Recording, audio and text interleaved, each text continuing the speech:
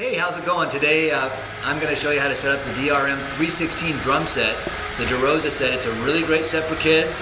And what I did was I set everything out, opened up all the cartons, opened up all the plastic, set all my hardware out, and it's going to make my job a lot easier. Here we go.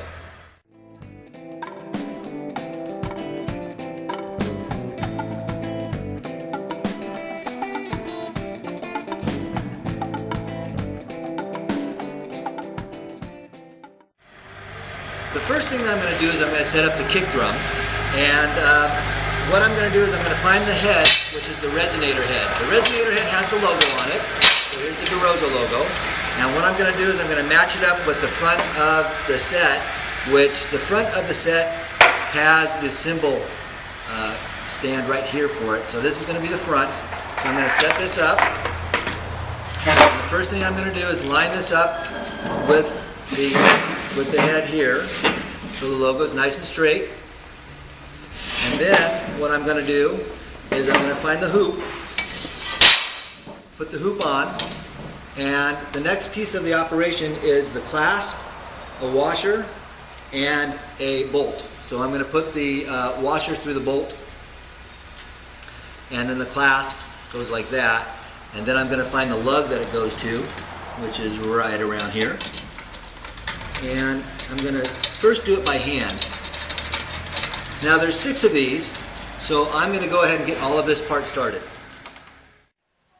Okay, so what I've done so far is I've put these 5 assemblies together, and once again what you're going to do is you're going to take the bolt, you're going to take your washer, just in case you missed this, and you're going to take your clasp, put your clasp all together, you're going to find the lug, and go ahead and do it all by hand. Now once you've got them all by hand and hand tightened, you're going to find your drum key and you're going to tighten them down, oops, nice and easy. And what I do is I do a little bit at a time until I get the tension right. And what I'm going to show you is how to get the tension right on your resonator head. And depending on how tight you tighten this, that'll basically give you the louder sound or deeper sound. So now you can see it's somewhat tightened. All the creases are just about out. And I'm not going to over tighten, I'm just going to get it so the creases are out. And then what I'm going to do is I'm going to take my drumstick and I'm going to tap each side and try to hear which one is the loosest one. And the loosest one is going to be the deeper sound. That's a little deeper. Not bad. That's a little deeper.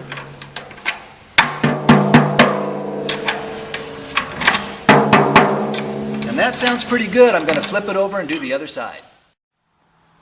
The next thing I'm going to do is I'm going to put the beater head on this kick drum. Once again, I've located the head. I've got my rim. And what I try to do is, if I see a seam in the rim, I always put that in the bottom. So I never like to see that on the top or on the side. And I'm going to take my assembly, once again, I'm going to do the first one for you, which is I put this washer right through the bolt, and I put this clasp on, I locate my lug, and I'm going to do it by hand.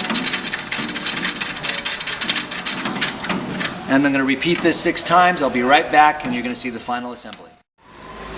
Alright, what we're going to do now is put the last assembly on. And once again I've got my washer and my clasp. And I'm going to locate the lug. And it's real important that you do it by hand first. That way you can get the best tension. Now this is really loose, as you can see, so we're going to tighten it up. And different philosophies here. Sometimes what I'll do is I'll go from side to side, like this, across. And I'm just giving it a little bit of a tighten as I see it kind of expand onto the rim, onto the shell. And once I have all of the creases out, I just do it by hand, then I'm going to take my drumstick and I'm going to tune it up. So that one's actually a little too tight. I'm going to tune it down. This one's now too loose.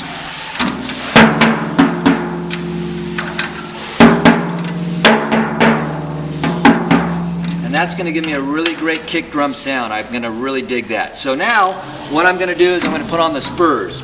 So the spurs go right over here, and there's 2 of them. And what the spurs do is it keeps that drum in place.